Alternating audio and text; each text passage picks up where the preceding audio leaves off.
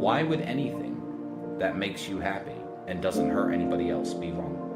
No matter what you want to be in life, and no matter what you want to do, whether it be, a dog trainer or a kickboxer or a zoo owner, it takes certain amounts of passion, time, and dedication.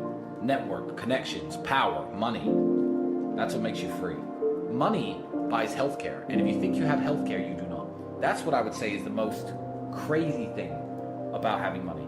Try to make them notice you and realize your usefulness. Don't try to tell them that you're useful. And I'm in a position where I was very lucky to have a good father figure and an older brother in my life to guide me over some of the hurdles that young men face. But a lot of hurdles that, young men face, they haven't got anybody to look up to. They haven't got anybody to turn to. And I thought, let me just give this little bit of life advice out to the younger men out there. I said, I broke up with my ex. She's asking for me back. How do I know it's too late to take her back, or should I take her back, or should I not take her back? The answer to whether you or not you should take an ex-girlfriend back is very simple. And I know this, and most fully grown men probably know this. But for the younger guys out there, let me explain to you exactly what it is.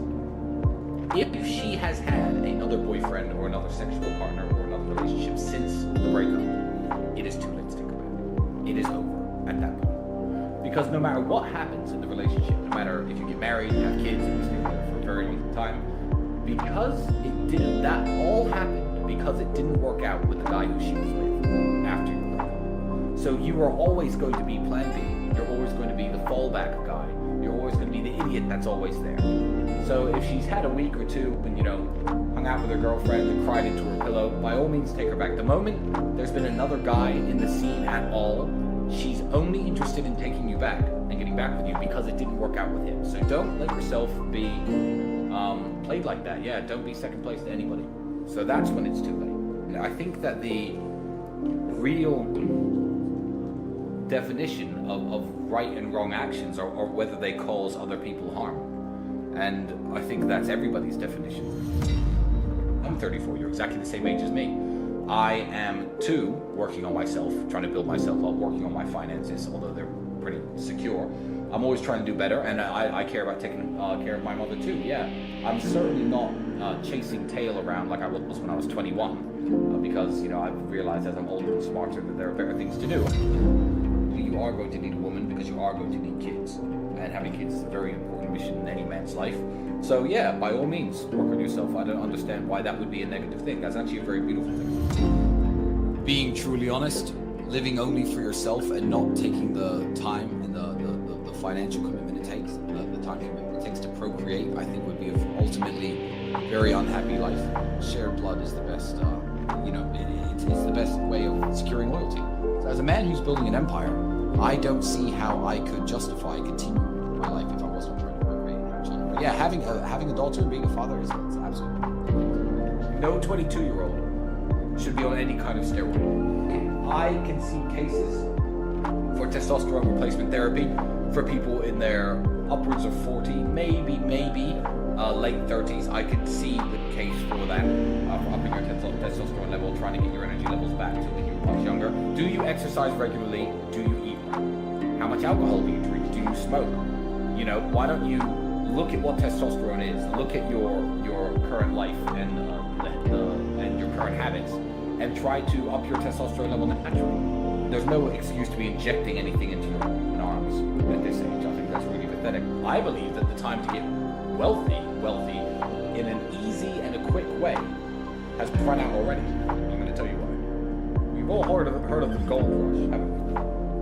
Gold rush was a time when certain rivers in California, large numbers of gold were found, and people went nuts. People all moved out to California, and lots of people got very rich because there was gold in the hills. Everyone was panning for gold, searching the rivers for gold, mining for gold. A gold rush has just happened, and the gold rush we've just seen is the easy money there was to make in cryptocurrency.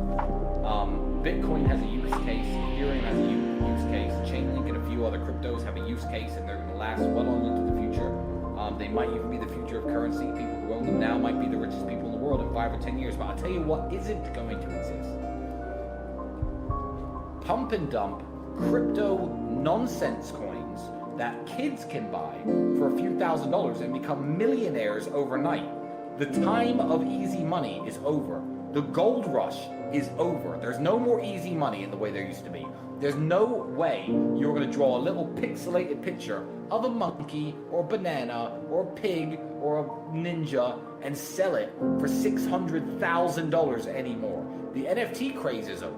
That goes to show that the easy money days in crypto are completely over. So getting wealthy is possible. It's always been possible. And during the worst recessions in the world, people have made money. Getting rich, possible again, but it's going to take a lot more hard work than it's ever taken before.